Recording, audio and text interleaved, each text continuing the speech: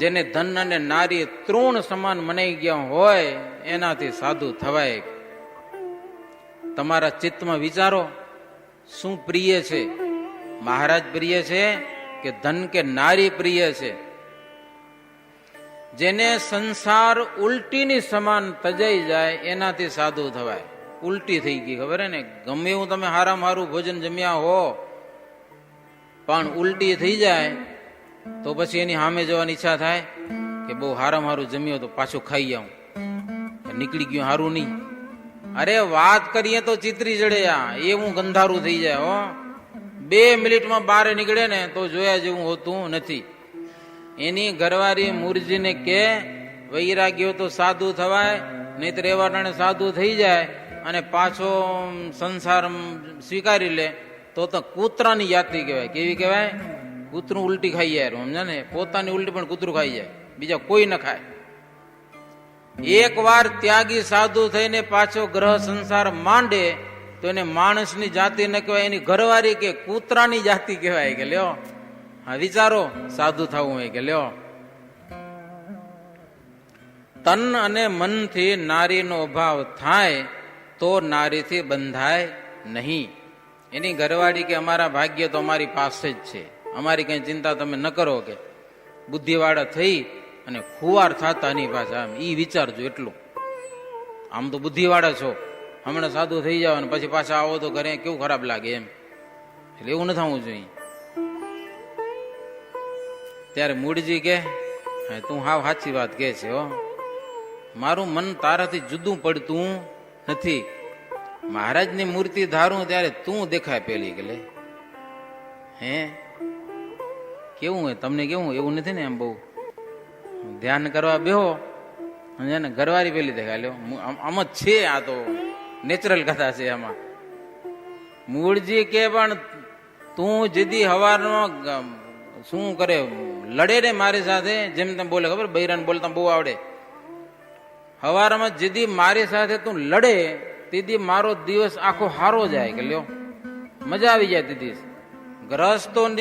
ગ્રહસ્થોને બાયડી છોકરામાં કેવો પ્રેમ, મીરડ પ્રેમ અમે બતાવે. લો ગારું દે તો મજા આવે. તમે વિચાર કરો, ગારું દે ને તો મજા આવે, હામી છાતી એમ.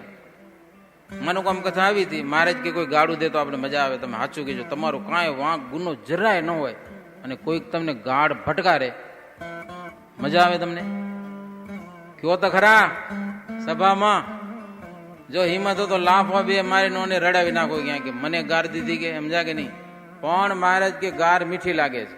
જયારે લગ્ન કરવા જાય લાડો હોય કે માંડવામાં બેઠો હોય તઈ ઓલા પક્ષવાળા હોય ને, તઈ કન્યા પક્ષવાળા એ ગીતો ગાય ને ગીતોમાં વરરાજાને ગારું દે, સમજાય ને? મહારાજ કહેતા આમ જોરદાર, પણ ગમે એટલી ગારું દે મારાને મીઠી જ લાગે. લો એને કોઈ કંટાળ્યો કે આ ગારું દે ઘરવાળાને મૂકીને ભાગી આવ્યો, કોઈ ભાગી આવ્યો, માન તો મેળ પડ્યો, પછી મૂકે કેમ? મૂકે કોઈ દિવસ કયો? અને ઈ ગાડું મીઠી કેમ લાગે રી વરરાજાને, સમજા કે નહીં? આમ તો વર કહેવાય, મારો રાજા કહેવાય, છતાં ગમે એટલી ગાડું દે ઓલા પક્ષવાળા, પણ હામે સાથી સાંભળ્યો, ભાયડો થઈને સાંભળ્યો. લ્યો જરા દુઃખ લાગે ને મારાને. અને સત્સંગમાં કોઈ હરિભગત કે સાધુ જરાક વાત કર્યો ને તો માઠું લાગી ગયા. લ્યો મંદિર છોડી દે કેટલાક, કે અમારી કઈ પડી કે અમારી કઈ કિંમત છે કે લ્યો વેચવું હોય શું તને? ઈ માઠું લાગી જાય મહારાજ. ઘરવાળીની કિંમત સમજ્યો છે ને એટલી સાધુની કે હરિભગતની કિંમત નથી સમજ્યો તો જ માઠું લાગે, નહીતર માઠું લાગે સત્સંગમાં.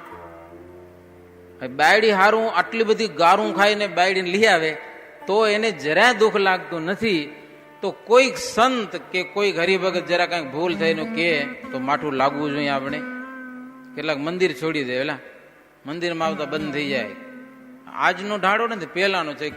સંતો વાત કરે ને, એક ગામમાં પછી સંતો ફરવા ગયા હતા, એક પટેલ આવ્યા, પગ આમ બધા વરસાદ ધોર્યો છે તે પગ ગારા વારા થઈ ગયા છે. સંતો કે પટેલ પગ ધોઈને આવો તો સારું, કે લ્યો નહીતર મોત બગડે. હવે તમે મોદી પાથરતા નથી એટલે ઠીક, તો મંદિર તો બગડે ને. તોય હવે ગારા વાળા પગ પડે હાલે ઠાકોરજીની મર્યાદા તો ન કહેવાય ને. એટલે સંત કીધું કે પટેલ જરા પગ ધોઈને આવો તો સારું. એટલી જ વાત હો. એમ જોઈને ઘરવાળી કોઈ દી કાંઈ નહીં કહેતી હોય એમ કાંઈ. કેટલું માઠું લાગી ગયું તે મારો સીધો ઘરે હાલો ગયો. પટેલ મંદિરમાં ના આવ્યો મૂરો, તે સંતને એમ થયું કે બિચારો મંદિરમાંથી છટકીએ હારું નહીં. સાધુ પગે હાલીને એના ઘરે ગયા. પટેલ અમારી ભૂલ થઈ ગઈ, મંદિરમાં આવજો. તો ભલે સ્વામી પગ ધોઈને આવીશ કે લ્યો. આખી જિંદગી એના પગ જ ન ધોવાના. તમે વિચાર કરો, તમે સમજવાની કથા છે હો. હા, ઘર સંસારમાં અને બાયડીઓ ગમે તેમ કે એ બધું તમારી સહન થાય, જરા દુઃખ લાગે જ નહીં, એનો અભાવ આવે નહીં. અને સાધુ કે સત્સંગી જરા કઈ કે અભાવ આવી જાય, આમ થઈ જાય તેમ થઈ જાય. કેવા સત્સંગી કહેવાય આપણે? કયો તમે કેવાય કેવા? આમ ઘરના માણસો કરતા કામ નું આવ્યો, હું તો કાંઈ કામ નહીં આવ્યો, મરશો ત્યારે કે રવાના કરી દેશે, જાઓ ભાઈ હવે સમજા, ઘરને દરવાજેથી રજા દેશે, આવજો. કે ભૂત થઈને પાછા આવતા નહીં તો પાછા ઘરમાં રહેવા નહીં દે હો. અને મર્યા પછી આ સત્સંગ છે, સંતો છે, આ મંદિર છે, કામ તો એ આવવાનું હોય. બાકી સંસાર તમારું શું કામ આવશે? પૈસા શું કામ આવશે? ગમે એવા બંગલા ચાણ્યા હશે તો કામ શું આવવાના છે એ કયો? સત્સંગી હોય આટલો વિચાર કરે બસ, કે મને કામનો તો આ સત્સંગ છે, આ સાધુ કામ આવશે, આ સત્સંગી કામ આવશે. મારા આત્માને કામના ઈ છે. એટલે ઘરમાં સમજાને ગમે એટલું અપમાન થવા છતાં પણ એને અભાવ આવતો નથી. ઈ મોટી વાત છે હો.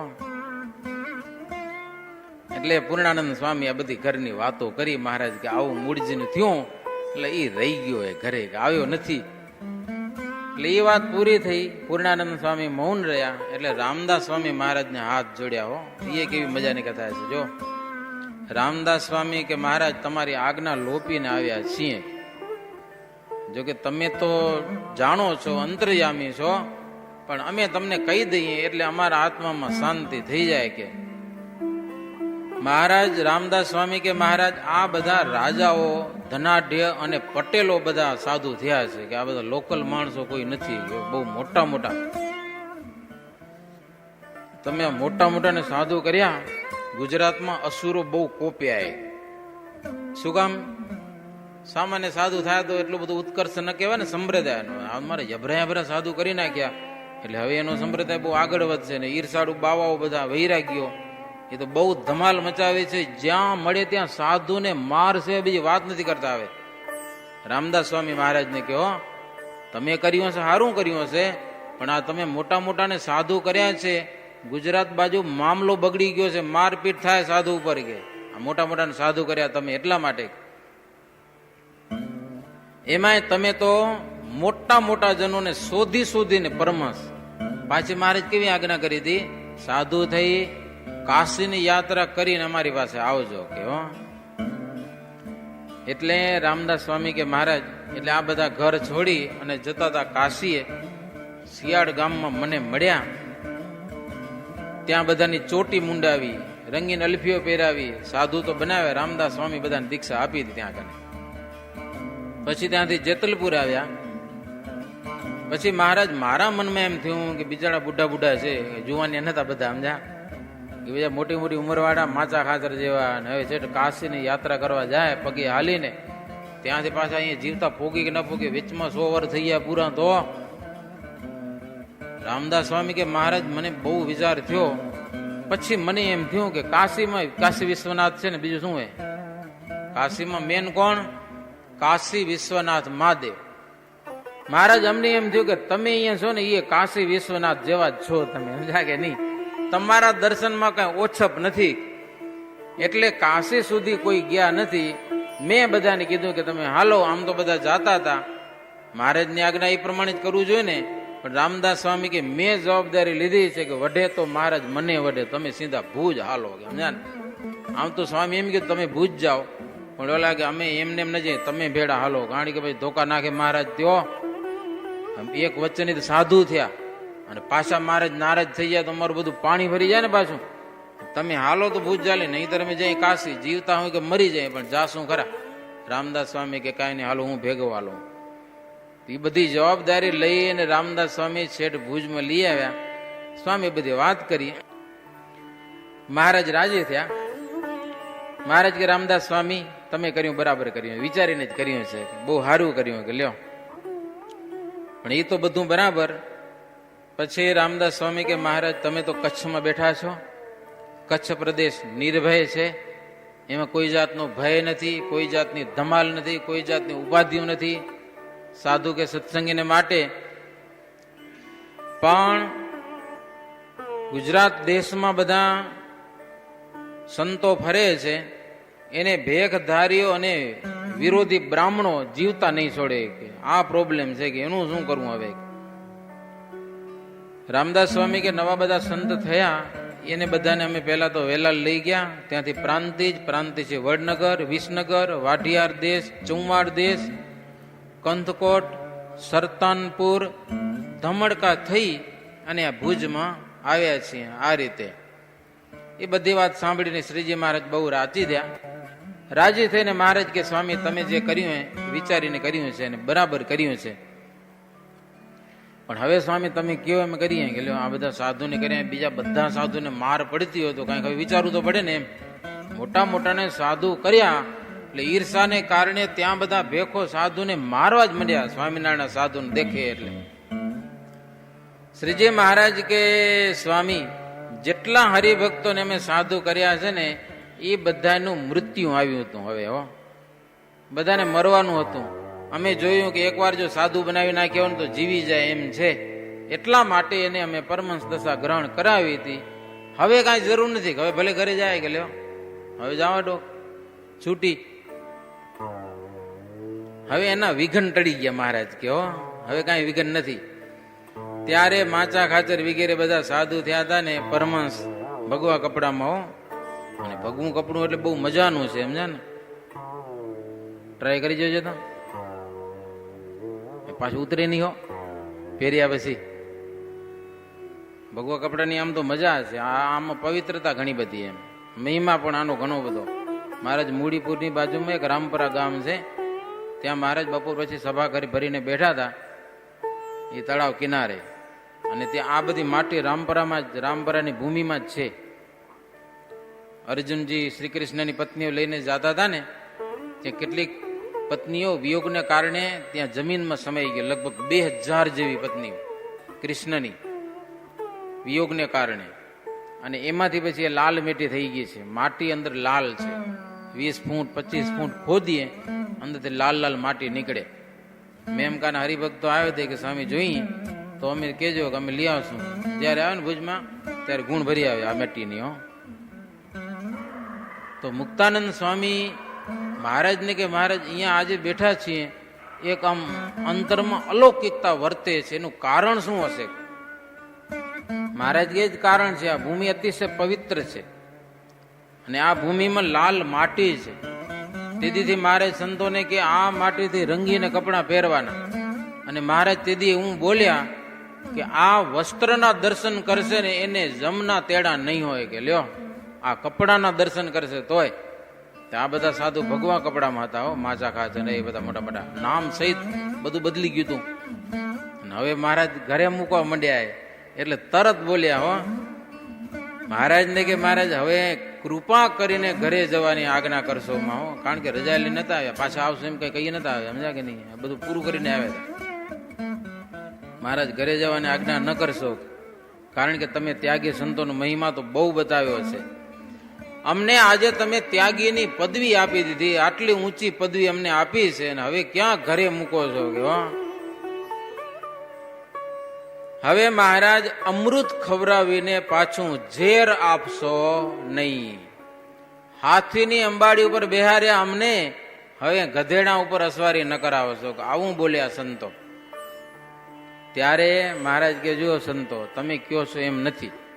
ગ્રહસ્થાશ્રમ છે ગધેડા જેવું છે ને ત્યાગાશ્રમ છે હાથીની અંબાડી છે, ભલે ઊંચો છે ત્યાગાશ્રમ, એમાં ના નહીં.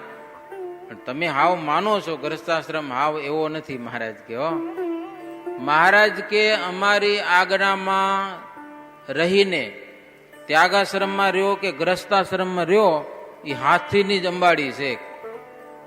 અમારા વચનમાં રહેવું એમ જ મોક્ષ છે અને એ જ અમૃત છે. કે બાકી બધું ઝેર છે. અમારા વચન છે એ જ સુખદાયી છે, બીજું બધું તમે ભૂલી જાઓ. અને જેના ભાગ્ય હોય એને અમારા વચન મનાય, બાકી અમારા વચન મનાતા પણ નથી. ત્યારે બધા નવા પરમહંસો બોલ્યા કે મહારાજ અમારું હિત કે અહિત એમાં અમને કાંઈ ખબર પડે ને અમે હાવ આંધળા છીએ, હવે તમે કયો એમ કરીએ, કે જેમ કયો એમ, બીજી વાત નહીં, હવે અમારા મનનું બધું છોડ્યું, જેમ તમે કયો એમ કરવું છે.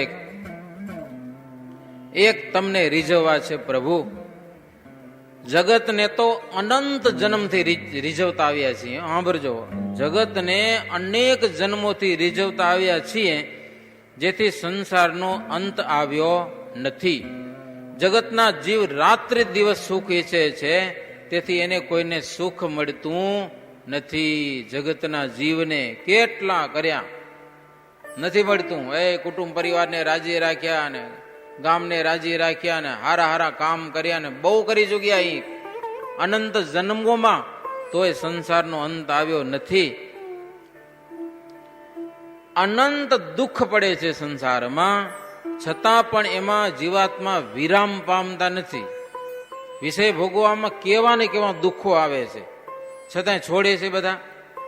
આ બધા વ્યસની લોકો છે ને કેવા ભયંકર, આમ બધા એવું થઈ ગયા, બધું કેન્સર ભયંકર હો, અહીંયાથી ને ડાચા અડધા કાઢી લીધા હોય ને કેવા ભૂંડા થઈ જાય છે પડીકીથી જ, છતાં પણ મૂકે છે ખાઈ. એવો સંસાર છે, અભાવ આવતો નથી એનો, અને જીવ વિરામ પામતો નથી. સંસારના સુખને માટે તો ચાકડાની પેઠે ફરિયાદ કરે છે, ફરિયાદ કરે છે, ચક્કર માર્યા જ કરે. સમજાય કે નહીં? સંસારના સુખ મળે બસ, કે સ્ત્રી સંબંધી સુખ ભોગવી લઉં, કાં તો પૈસા જેમ તેમ કરીને ભેગા કરી લઉં, હારા હારા બંગલા બનાવી લઉં, ગમે એટલું કરવાના ને પણ નથી શાંતિ મળવાની જીવને.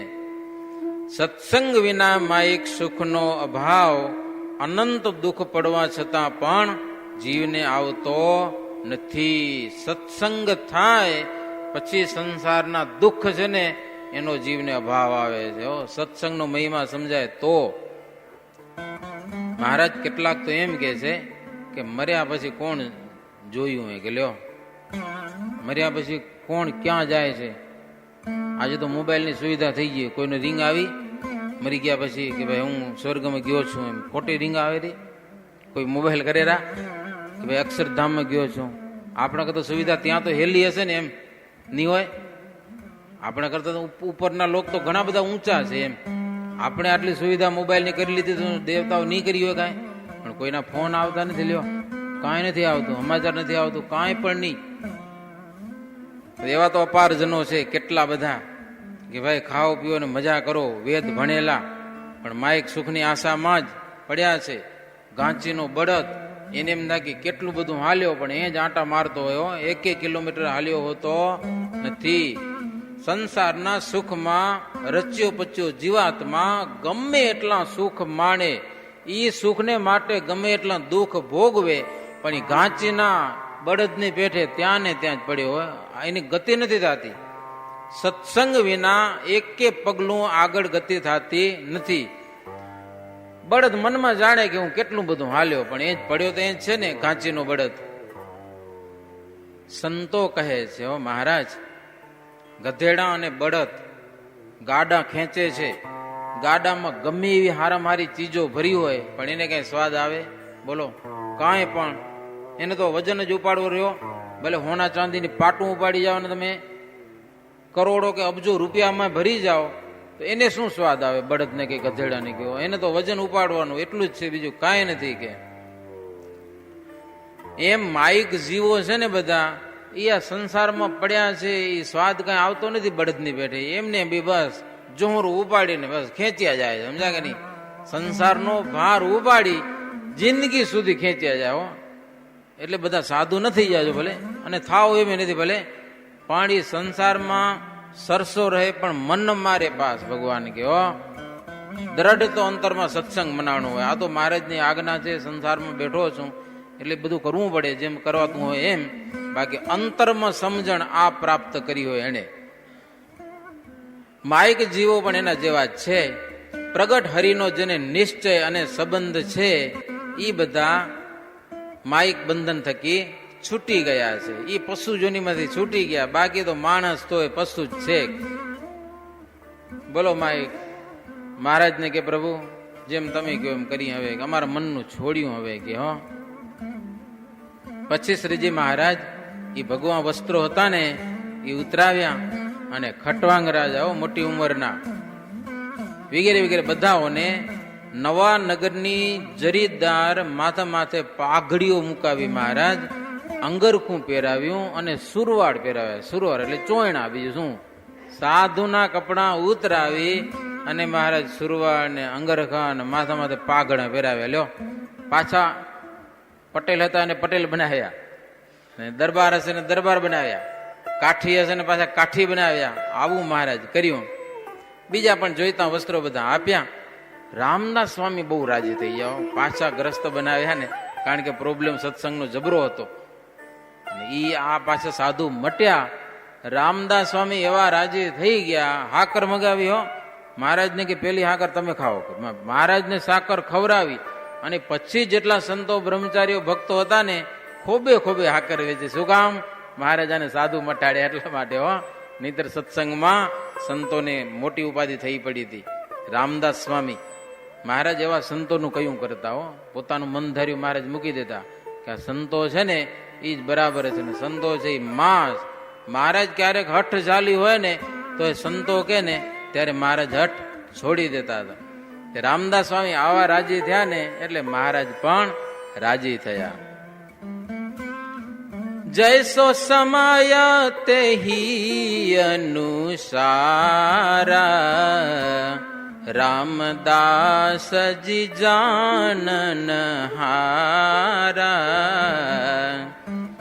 તામે શ્રી હરિ રીઝે જૈસે, સમય સો જાનત હૈ તૈસે.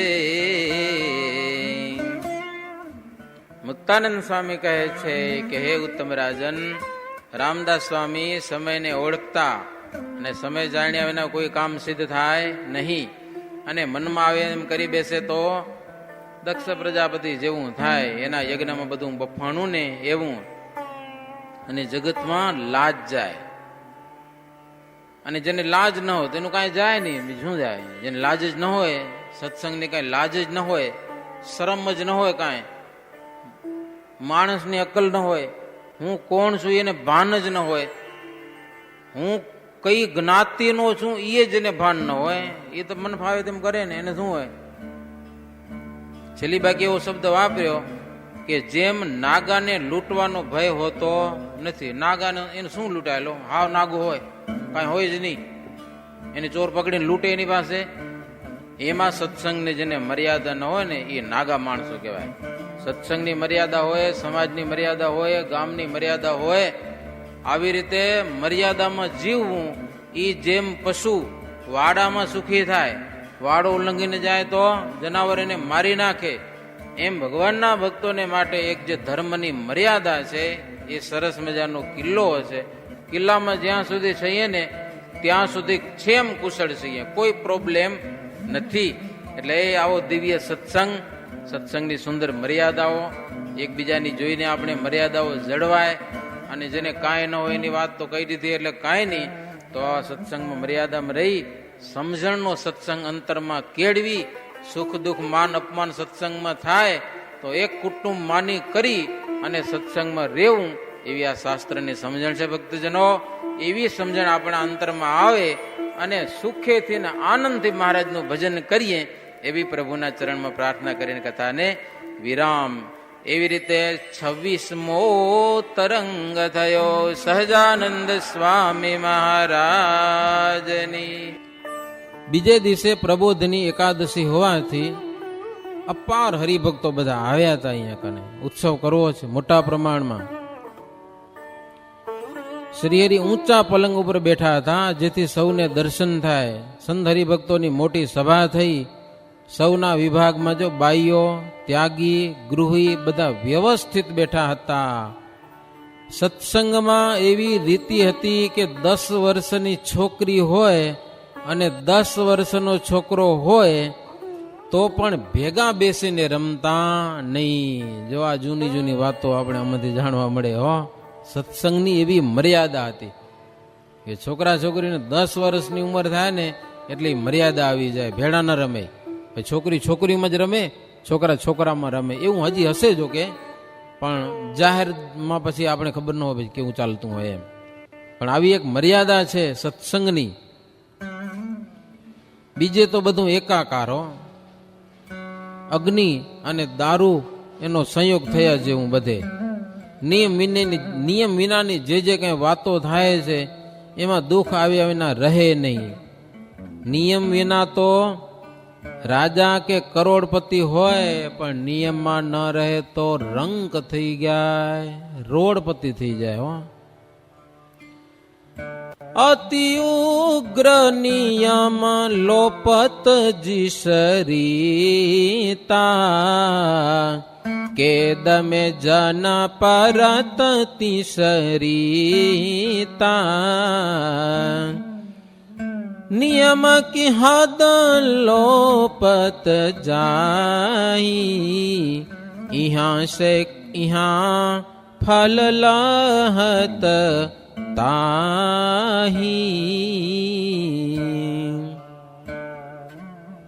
નિયમનો મોટો ભંગ કરે તો જેલમાં જવું પડે ને, કેદમાં. એ થોડા દિવસ પહેલા અમારા સંતો જેલમાં ગયા હતા, સત્સંગ સભા કરવા. જેલમાં લ્યો, બધાને બોલાવે હતા એ લોકોએ, બધી ધર્મવાળા સાધુ આવે હતા. આપણે સાધુ ગયા હતા ભાઈ ત્યાં આગળ સત્સંગની વાતો કરી.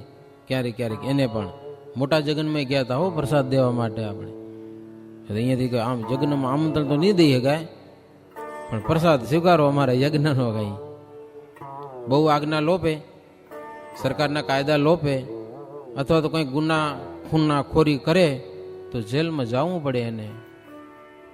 અને અહીંયા એનું ફળ મળે છે, કર્મ કરે એનું ફળ અહીંયા જ મળે છે.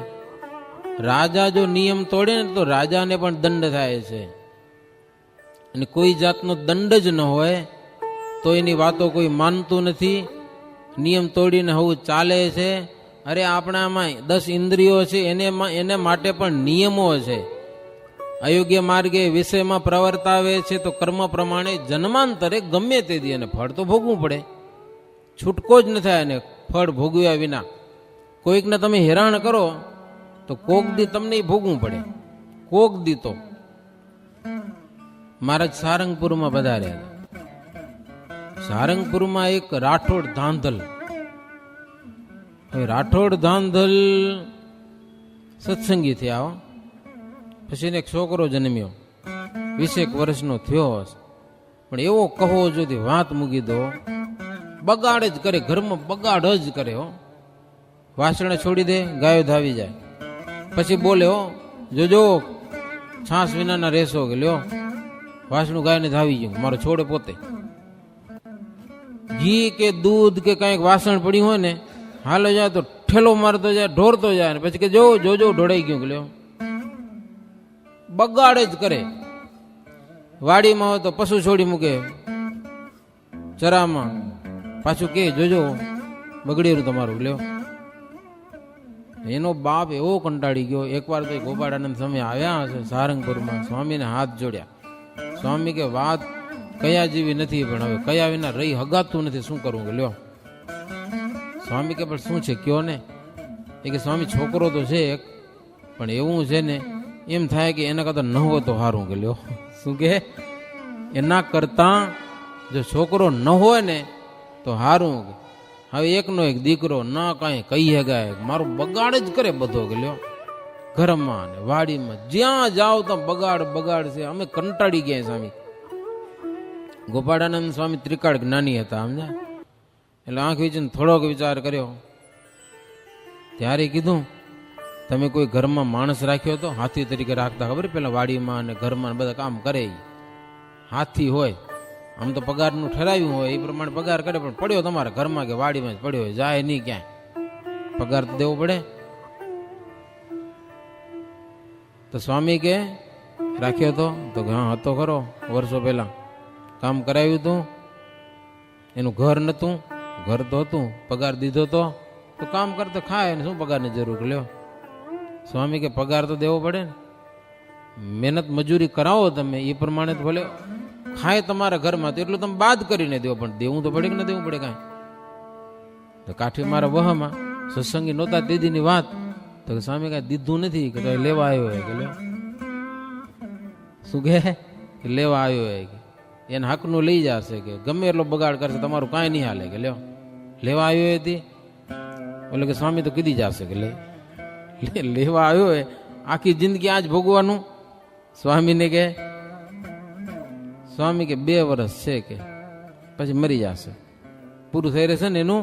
તમે એની પાસે જેટલું લીધું છે ને, કામ કરાવ્યું છે ને, પગાર નથી દીધો ને એટલો બગાડ કરશે પછી હાલે જશે.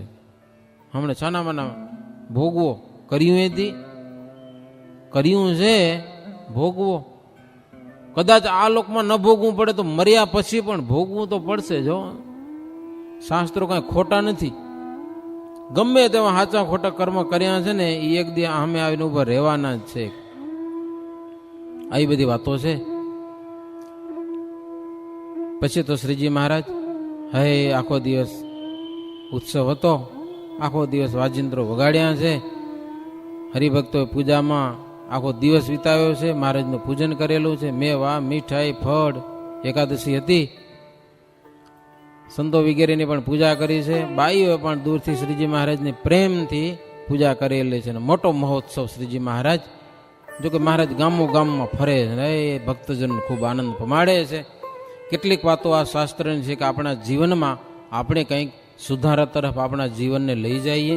અમુક બાબતો યાદ રાખી અને આપણા જીવનને ભક્તિ તરફ, સત્સંગ તરફ અને વિષય ભોગથી થોડાક પાછા વળીએ એવી આપણી વાતો આપણા અંતરમાં ઉતરે એવી મહારાજના ચરણમાં પ્રાર્થના કરી આજની અત્યારની કથાની વિરામ. બરાબર 4 વાગે ભક્તજનો આવજો. બીજા કોઈક નવરા બેઠા હોય ને એને પણ લાવજો, ભાઈ સાંભળે જવું છે, મજા આવશે કે હો. અત્યારે પ્રભુ નામની સાથે કથાને વિરામ. સહજાનંદ સ્વામી મહારાજની જય. શ્રીપતિમ શ્રીધરામ સર્વદેવેશ્વરામ ભક્તિધર્માત્મજમ